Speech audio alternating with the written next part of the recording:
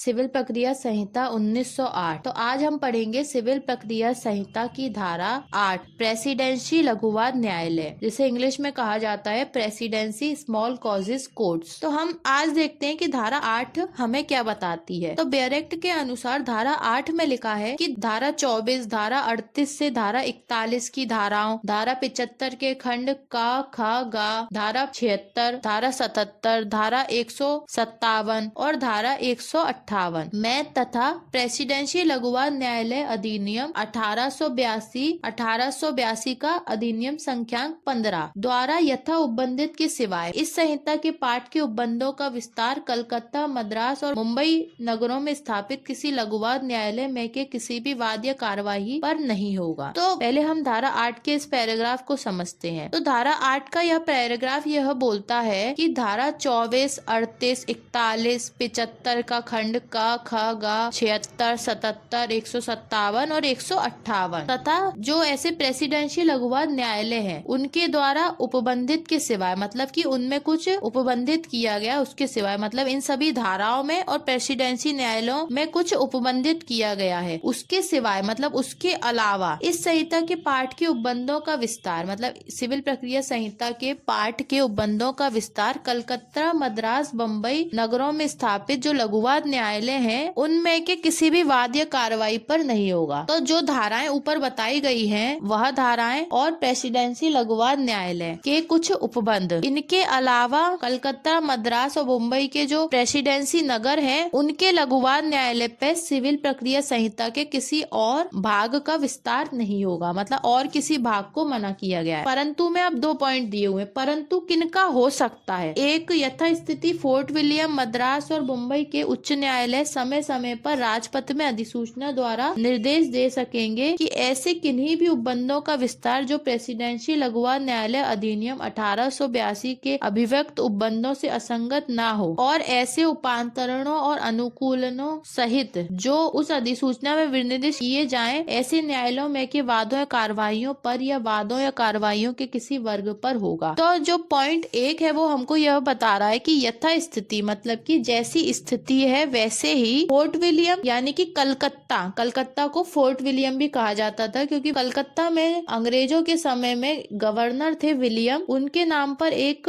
Fort यानी एक palace, एक किला बनाया गया है, एक भवन बनाया गया है जिसे फोर्ट विलियम कहा जाता है। इसलिए यहाँ पर फोर्ट विलियम लिखा है। फोर्ट विलियम रिप्रेजेंट कर रहा है कलकत्ता को। कलकत्ता, मद्रास और मुंबई, तो फोर्ट विलियम यानी कलकत्ता। तो कलकत्ता, मद्रास और मुंबई के उच्च न्यायालय समय समय पर राजपत्र में अधिसूचना द्वारा, यानी कि इन तीनों शहरों के उच्च न्यायालय समय समय पे क्या करेंगे, राजपत्र में एक अधिसूचना यानी सूचना निकालेंगे और उसके द्वारा वो निर्देश दे सकेंगे कि ऐसे किन्हीं भी उपबंधों का विस्तार जो प्रेसिडेंसी लघुवाद न्यायालय अधिनियम 1882 के अभिव्यक्त उपबंधों से असंगत ना हो। ऐसे उपबंध जो कि किससे असंगत ना हो, प्रेसिडेंसी लघुवाद न्यायालय अधिनियम 1882 के अभिव्यक्त उपबंधों, मतलब प्रेसिडेंसी लघुवाद न्यायालय अधिनियम में जो उपबंध बताए गए हैं उनसे वो असंगत ना हो और ऐसे उपांतरों यानी परिवर्तन और अनुकूलनों सहित, यानी कि वो उसके अनुकूल रहे, परिवर्तन के साथ और अनुकूलन सहित यानी कि अनुकूलन के साथ रहे जो इस अधिसूचना में विनिर्दिष्ट किया जाए। तो जैसे उपबंध उच्च न्यायालय द्वारा अधिसूचना में बताए जाते हैं जो कि क्या है, प्रेसिडेंसी लघुवाद न्यायालय से एक तो असंगत नहीं होने चाहिए और दूसरे उपांतरणों और अनुकूलनों के सहित उनको क्या है अधिसूचना में बताया जा सकता है। ऐसे न्यायालय में के वादों या कार्रवाइयों पर या वादों या कार्रवाइयों के किसी भी वर्ग पर होगा तो उन पर हो सकता है। अगर उच्च न्यायालय अधिसूचना में बता देता है कि ऐसे उपबंध जो कि प्रेसिडेंसी लघुवाद न्यायालय अधिनियम से असंगत नहीं है या परिवर्तनों या अनुकूलनों सहित उनको थोड़ा बदला जा सकता है, जो अधिसूचना में जिस तरीके से वो बताए जाते हैं, विनिर्दिष्ट किए जाते हैं, तो सिविल प्रक्रिया संहिता के ऐसे उपबंधों को ऐसे न्यायालयों में के वादों या कार्रवाइयों पर या वादों या कार्रवाइयों के किसी वर्ग पर होगा। तो प्रेसिडेंसी लघुवाद न्यायालय पर ऐसे कुछ उपबंधों का प्रभाव हो सकता है, ऐसे कुछ उपबंध लागू हो सकते हैं जिसे कलकत्ता, मद्रास या मुंबई के उच्च न्यायालय अपनी अधिसूचना में निर्देश के द्वारा बताते हैं। लेकिन वो उपबंध यानी कि वो धाराएं या वो भाग इस तरीके के नहीं होने चाहिए जो प्रेसिडेंसी लघुवाद न्यायालय से असंगत प्रतीत होते हैं, यानी कि उससे अपोजिट या उसके विपरीत है। लेकिन सिविल प्रक्रिया संहिता के ऐसे उपबंधों को तभी उच्च न्यायालय अधिसूचना में निर्देश द्वारा जारी कर सकता है जब वो कुछ उपांतरण उपांतरणों के सहित लागू। अगर उच्च न्यायालय को ऐसा लगता है कि सिविल प्रक्रिया संहिता के कुछ उपबंध कुछ उपांतरणों यानी परिवर्तनों के साथ और अनुकूल बनाने के लिए आवश्यक है, तो उसे कुछ परिवर्तनों के साथ और अनुकूल बनाकर ही ऐसी प्रेसिडेंसी लघुवाद न्यायालयों पर लागू किया जाएगा। फिर आता है दूसरा पॉइंट, उक्त उच्च न्यायालयों में के किसी के भी द्वारा प्रेसिडेंसी लघुवाद न्यायालय अधिनियम 1882 का 15 की धारा 9 के अधीन इसके पहले बनाए गए सभी नियम विधि मान्यता बनाए गए समझे जाएंगे। तो अब ये बोल रहा है कि उक्त उच्च न्यायालयों में के किसी के भी द्वारा, मतलब जो ऊपर उच्च न्यायालय बताए गए हैं, कलकत्ता का उच्च न्यायालय, मद्रास का उच्च न्यायालय और बम्बई का उच्च न्यायालय, तो इनमें से किसी के भी द्वारा प्रेसिडेंसी लघुवाद न्यायालय अधिनियम 1882 की धारा 9 के अधीन, तो इन उच्च न्यायालयों में से किसी के भी द्वारा अगर प्रेसिडेंसी लघुवाद न्यायालय अधिनियम 1882 की धारा 9 के अधीन इसके पहले बनाए गए सभी नियम विधि मान्यता बनाए गए समझ जाएंगे। तो इन यह सभी क्या मानेंगे, प्रेसिडेंसी लघुवाद न्यायालय अधिनियम 1882 की धारा 9 के अधीन इसके पहले बनाए गए सभी नियम विधिमान्य माने जाएंगे, यानी कि धारा 9 के पहले जो नियम बनाए जाते हैं वो उसी तरीके से विधिमान्य माने जाएंगे। पहले विधिमान्य माने जाते थे वैसे ही अभी भी विधिमान्य माने जाएंगे। ऐसा माना जाएगा कि वह विधिमान्यता यानी कि विधि के अनुसार मान्यता प्राप्त रूप में बनाए गए हैं, ऐसा माना जाएगा, क्योंकि प्रेसिडेंसी लघुवाद न्यायालय अधिनियम 1882 में ही आ गया था और हमारी सिविल प्रक्रिया संहिता 1908 में आई है। तो प्रेसिडेंसी लघुवाद न्यायालय अधिनियम बहुत पहले ही आ गया था, इसलिए उसके द्वारा जो नियम बनाए गए हैं वो नियम को क्या माना जाएगा, विधिमान्य माना जाएगा और वह सिविल प्रक्रिया संहिता और वह प्रेसिडेंसी लघुवाद न्यायालयों पर भी उसी तरीके से लागू होंगे। जो नियम बनाए गए थे पहले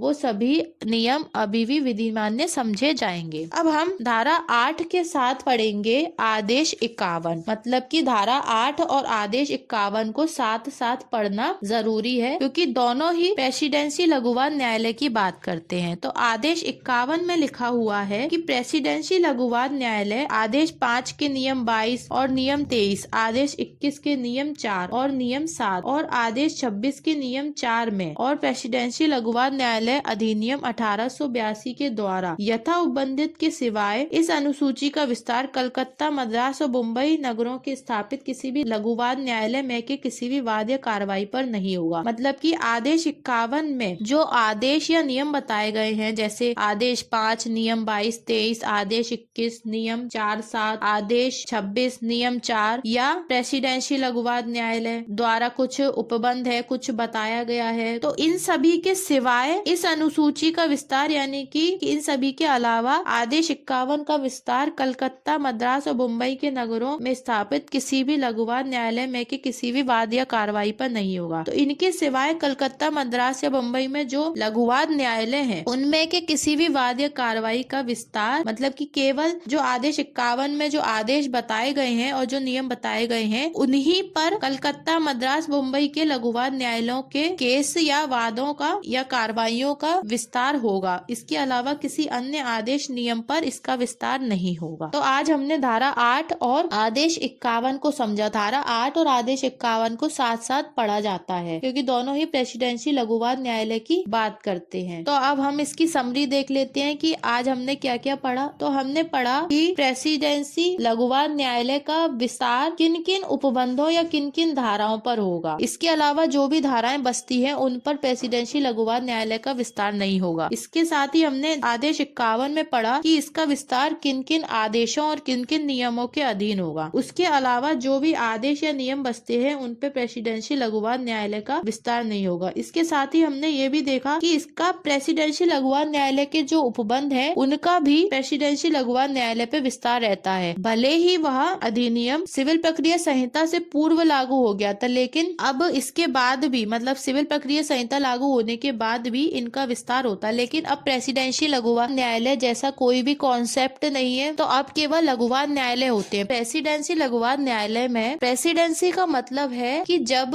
भारत पर ब्रिटिश यानी अंग्रेजों का राज था तब उनके द्वारा कुछ क्षेत्रों को, कुछ शहरों को प्रेसिडेंसी के रूप में मान्यता दी गई थी कि मतलब कि वह अपना प्रशासनिक कार्य है वह उन्हीं क्षेत्रों और उन्हीं शहरों से करते थे। जैसे कि कलकत्ता, मद्रास और मुंबई ये ऐसे एरिया थे जहाँ से अंग्रेज अपना प्रशासनिक कार्य करते थे, इसलिए वह इन एरियो को प्रेसिडेंसी कहते थे। तो प्रेसिडेंसी लघुवाद न्यायालय में अब प्रेसिडेंसी का तो कोई मतलब नहीं है, क्योंकि अब हमारा देश स्वतंत्र हो गया है। लेकिन इसमें लघुवाद न्यायालय जो शब्द है उसका बहुत महत्व है, क्योंकि अभी भी हमारे देश में लघुवाद न्यायालय यानी कि स्मॉल कॉजेज कोर्ट्स तो होते हैं, लेकिन प्रेसिडेंशियल लघुवाद न्यायालय का कोई मतलब नहीं है।